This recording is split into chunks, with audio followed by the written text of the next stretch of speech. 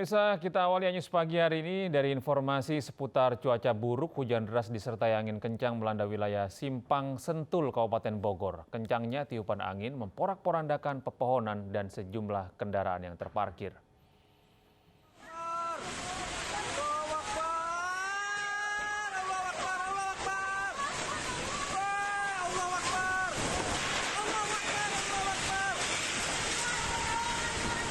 Hujan deras disertai angin kencang di Simpang Sentul, Kabupaten Bogor, Jawa Barat, menyebabkan 4 pohon tumbang dan menimpa sejumlah kendaraan.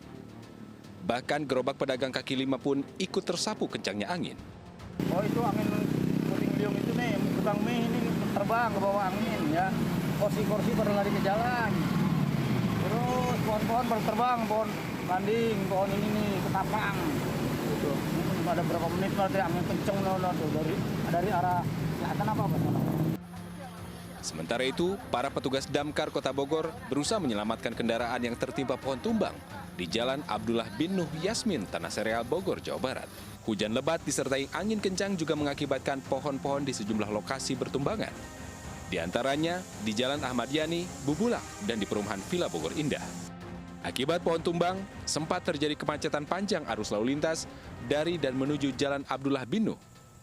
Polisi mengantisipasi dengan rekayasa lalu lintas.